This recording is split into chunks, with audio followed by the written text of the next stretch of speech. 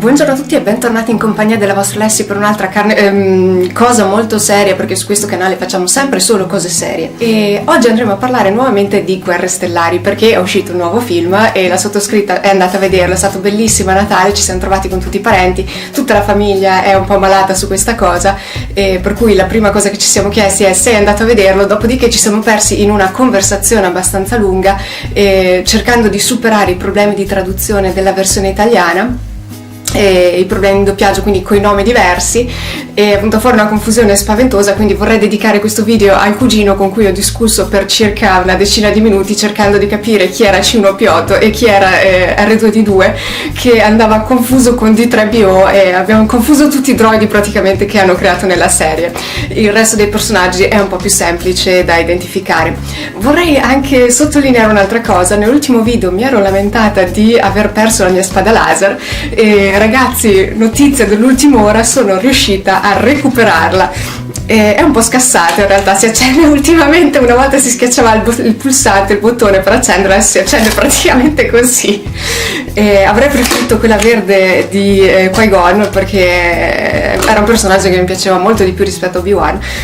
Però questa qua l'aveva comprata mio fratello e dopo l'ha rifilata a me quando ho scoperto che esisteva anche quella per i cattivi, quella di Darth Maul, che ovviamente, come tutte le buone famiglie Star Warsiane, anche nella nostra c'è chi preferisce i buoni, chi preferisce i cattivi, e mi sono trovata un fratello Sith, vabbè, capita, sopravviviamo comunque. Solo che la ragione per cui la mia spada è ridotta così, cioè che praticamente basta muoverla per accenderla, è dovuta a un fatto che è una cosa molto stupida secondo me. Allora, questa era la mia spada laser, adesso vi mostro quell'altra.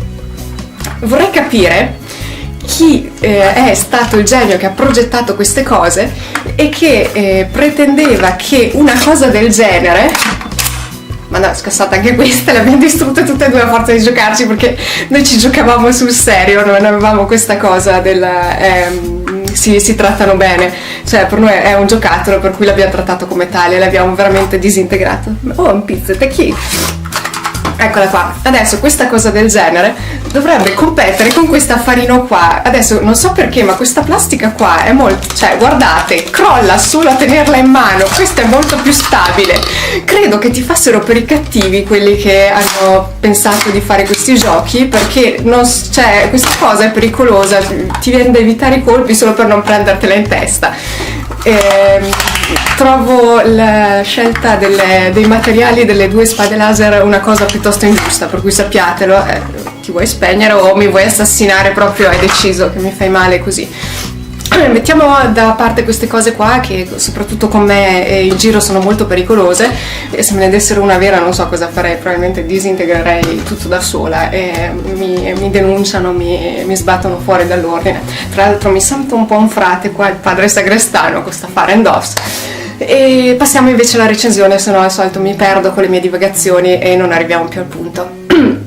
Ho trovato molto interessante, già partendo dall'inizio, la sigla iniziale, quindi proprio ancora prima che iniziasse il film, la sigla iniziale con la musica di sottofondo, perché mi è piaciuto molto come l'abbiano riarrangiata. Cosa significa? Hanno preso la musica originale però l'hanno fatta un po' diversa, e così ti dà quel senso di film leggermente diverso ma allo stesso tempo sempre ben integrato nella saga di Guerre Stellari. E l'inizio in realtà mi è piaciuto molto meno, perché ovviamente, essendo passati a Disney, fanno quella cosa che ultimamente la Disney fa su tutti i film, che a me non piace, e cioè questo girls power, cioè il potere alle donne. Praticamente si era partiti dai primi film Disney in cui la principessa veniva salvata dal principe azzurro, e si è arrivati al film in cui la principessa salva non solo il principe azzurro ma tutto il mondo, in questo caso tutta la galassia, e cosa che avevo notato nell'ultimo film, Il risveglio della forza, e che non mi era piaciuta assolutamente. Quindi questo film, quando è partito già con la ragazzina, il medaglione, col segui la forza, ho detto ecco un'altra, cominciamo bene, un'altra super eroina che salva il mondo da sola. e non ho niente contro le donne al potere. Il mio problema è quando la donna al potere fa praticamente tutto quanto e l'uomo è relegato al ruolo di spalla comica e non ha un ruolo sostanziale, cioè serve solo per aiutare l'eroina, cosa che non mi piace, cioè io voglio proprio la parità e so che è una cosa molto utopica, però mi piacerebbe arrivare a vedere un film in cui finalmente c'è un uomo e una donna e riescono tutti e due a avere un signor ruolo e essere coprotagonisti. La Disney a quanto pare ultimamente non è su questo andazzo e a me non piace.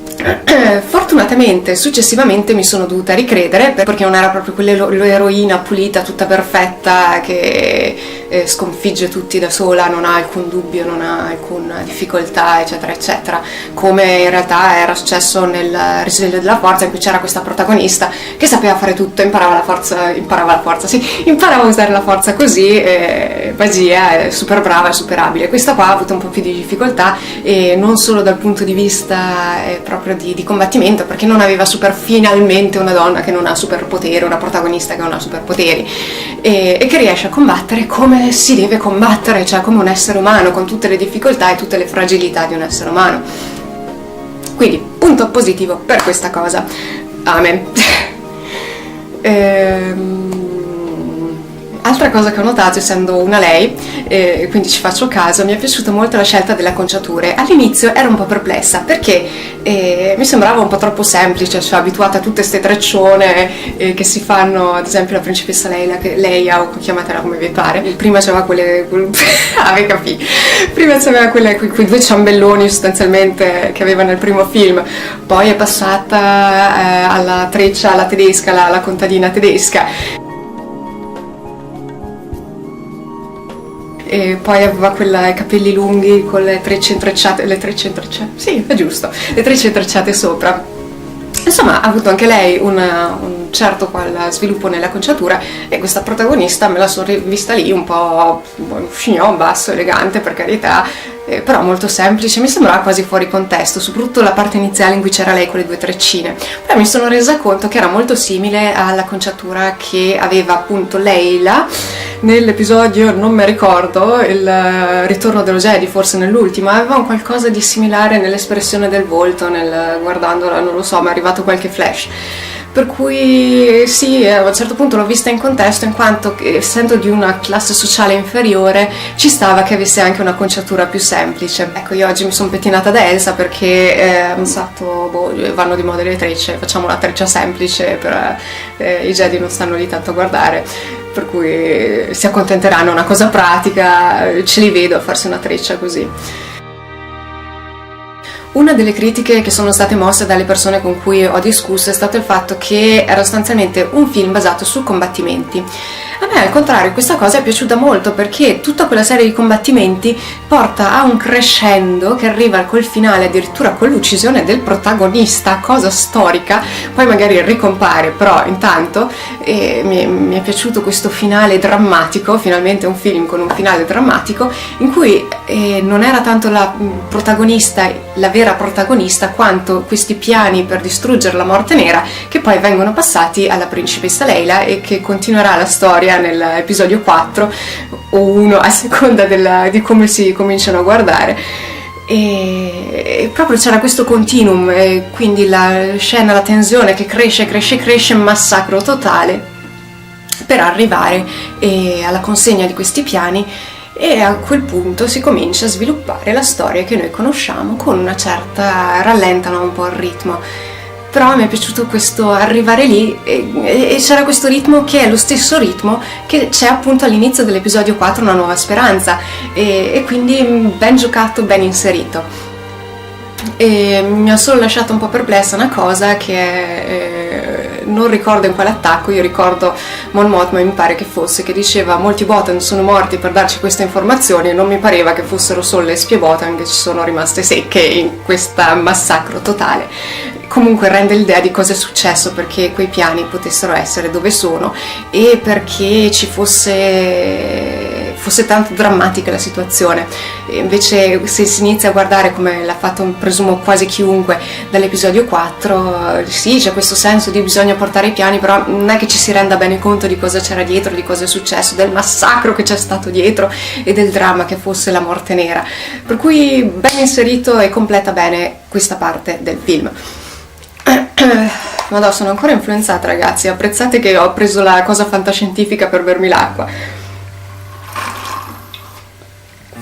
I rumori non sono molto fantascientifici, sta qua è una figata che ho preso a Berlino e praticamente faccio anche pubblicità perché è veramente buona e tiene la temperatura per ore. L'ho prestata ai miei che sono andati in montagna e si dovevano prendere dietro il tè, e se l'hanno fatto caldissimo, perché sono abituati che mettendo il tè nella thermos rimane, dopo un po' si fredda, per cui se l'hanno preso bollente. Dopo sono arrivati a sera, hanno finito di sciare, hanno preso il tè, era ancora bollente, talmente bollente che non sono riusciti a berlo, quindi vi assicuro che questa funziona, sono felicemente soddisfatta. Torniamo alla nostra recensione, se no vi faccio non bastano gli stacchi pubblicitari che ci metto sopra, ve li faccio anch'io gli stacchi pubblicitari, adesso mi odierete. Altra cosa veramente splendida che non so se avete notato nella scelta degli attori, l'attrice che interpreta Mon Mothma è veramente simile all'originale, e soprattutto complimenti a chi si è dedicato agli effetti speciali, perché il governatore Tarkin e la principessa Leila nel finale erano una cosa splendida. So che adesso sono cose che si riescono a fare col computer, che io chiaramente non riuscirei a fare, però sono veramente rimasta colpita dagli effetti speciali, veramente. Siete riusciti, non so come si facciano a ricreare così le persone, a me sono cose che lasciano basita. C'era qualcosa di diverso nella principessa, in tutta onestà. Essendo una lei, ho notato un'altra cosa, che hanno modernizzato un po' il make-up, ma ci sta, insomma, è un film moderno, per cui credo anche che chi si dedica agli effetti CGI proprio abbia in mente, si è abituato a fare ritocchi ritoccando con la tecnica moderna, e per cui anche il make-up un po' diverso non riesce a renderlo come era una volta, o forse è proprio questione di colori diversi o illuminazioni diverse, tecniche diverse di ripresa che rendono diverso il make-up, non lo so, ma ha colpito, c'era qualcosa di diverso nei colori e nella distribuzione soprattutto del colore. Secondo me era più moderna il trucco. Fatemi sapere se l'avete notata anche voi sta cosa, ero curiosa da parte delle ragazze, se ce n'è qualcuna che lo guarda e che è qua sul mio canale. E quello che mi è piaciuto di questo film è stato appunto il fatto di riuscire a mettere insieme cose classiche di Star Wars, e quindi che abbiamo visto un po' tutti, con qualcosa di nuovo che però, pur essendo nuovo, sono riusciti ad inserirlo in maniera originale, diciamo, molto particolare e ben fatta nel suo stile.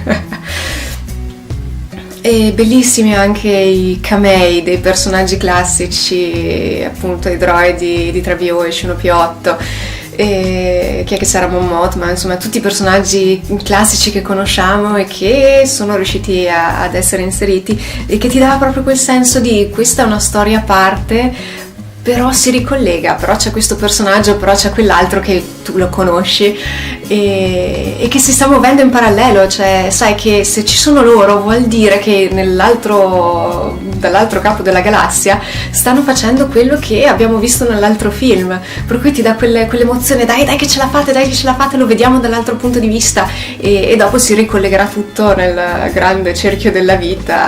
Mi sento molto Re Leone oggi. Un'altra cosa che secondo me merita di essere menzionata sono i personaggi originali. Mi è piaciuto tantissimo il nuovo droide imperiale riprogrammato, che per essere una spalla comica era estremamente intelligente, anzi quasi più intelligente dei veri protagonisti. Beh, adesso non ci allarghiamo troppo, dai. E comunque era ben inserito, riesce bene nel suo scopo, quindi quello di essere appunto la spalla comica, e allo stesso tempo secondo me c'è qualcosa di un po' amarognolo, cioè il fatto che per essere così sia stato riprogrammato, che ci porta a discussioni di tipo un po' più filosofico in stile Asimov, e quindi sull'eticità di una cosa del genere, sul fatto di riprogrammare un droide e di riprogrammare la sua personalità. Un giorno o l'altro vi faccio una recensione anche su Westworld, preparatevi. Ti lascia un po', quantomeno a me colpisce un po', perché porta a chiedere sì, però il droide, la vera personalità del droide qual era? E vabbè, vi lascio con questo interrogativo. Passiamo invece a parlare delle cose che non mi sono piaciute, partendo dal monaco cieco, che faceva ridere anche lui, quindi complimenti. Una cosa bella di questo film è stata proprio l'ironia e quel senso di imperfezione, però questa imperfezione non è tanto un'imperfezione inclusiva nel film, quindi che ci stava nel film, quanto piuttosto qualcosa, una nota stonata, per cui volevo farlo presente, che secondo me questo monaco era più un monaco tibetano, più un monaco, tendeva più a una filosofia orientale rispetto a quanto tende alla filosofia orientale la mentalità dei Jedi, per cui mi ha lasciato un po' perplessa. Magari c'è chi è piaciuto, faceva ridere, non lo so, non mi ha convinta. Un'altra cosa che non mi ha convinta molto è stata l'interpretazione dell'attore che faceva Darth Vader, che magari è lo stesso che faceva, tra l'altro un'altra cosa, perché in questo episodio si chiama Darth Vader, almeno, cioè, non lo so, continuano a saltare da una parte all'altra queste traduzioni. Prima si chiama Fener, dopo decidono di tenerlo Fener con il risveglio della forza, e adesso si torna indietro, si chiama Vader per qualche ragione. Tra l'altro Vader, no, mi ha fatto sorridere come l'hanno pronunciato, almeno se lo scrivi all'inglese pronuncialo anche un po' all'inglese. No, vabbè. Mi ha delusa molto il doppiaggio, nel senso che di solito il doppiaggio è un po' migliore su film del genere. Questo l'ho trovato un po' sottotono, stile filmetti, sitcom italiana. C'era stato qualche attore non tra i protagonisti ma tra le comparse, con una recitazione un po' discutibile secondo me. E altrettanto discutibile è la recitazione, mi spiace, ma dell'attore che fa Darth Vader o Darth Vader, perché non era convincente. Però secondo me ci fa anche riflettere sul fatto che deve essere difficilissimo interpretare un personaggio che non ha espressioni visive, che deve rendere il suo stato d'animo attraverso i movimenti del corpo, perché ha una maschera, è completamente coperto, attraverso la voce, attraverso... in questo film secondo me non è riuscito, o quantomeno non è riuscito all'altezza dei film della serie classica, e credo che sia veramente una difficoltà per chiunque si trovi ad interpretare questo ruolo, che tra l'altro uno è un personaggio centrale, importantissimo e straconosciuto da tutti quanti, per cui basta un minimo errore, una minima divergenza per far storcere il naso agli appassionati delle serie. E altra cosa, è veramente difficile, non oso immaginare le difficoltà in cui si trova di fronte un attore che si trova ad affrontare un ruolo del genere, e credo che ci volesse una maturità molto maggiore, che questo attore non so che fosse, magari era lo stesso che aveva fatto qualche altro film precedente, e non ho guardato i sottotitoli, scusatemi, sì, i sottotitoli, i titoli di coda, per cui poteva essere veramente, non so, anche l'attore, non so se poteva essere l'attore originale, perché aveva una stazza molto maggiore rispetto a Hayden Christensen come l'aveva interpretato l'ultima volta, per cui ho il sospetto che non fosse lui, a meno che non fosse un po' ingrassato e avesse messo su un po' di muscoli, quindi secondo me non era lui. Però non è stato convincente, ecco, diciamo, a parte nell'ultima scena in cui boom bam bim spada laser, lì sì è abbastanza efficace.